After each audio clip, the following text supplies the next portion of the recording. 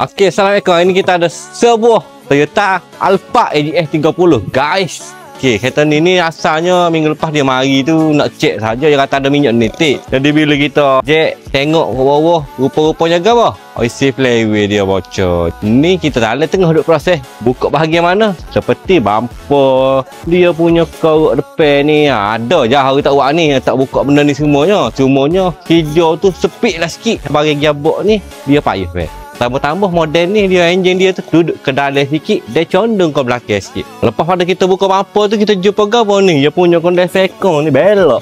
Dashboard boot dia ni. So ya. Alang-alang nak turun gearbox, muka benda ni pun kena buka juga. Owner dia kata boleh proceed 3 sekali jalan.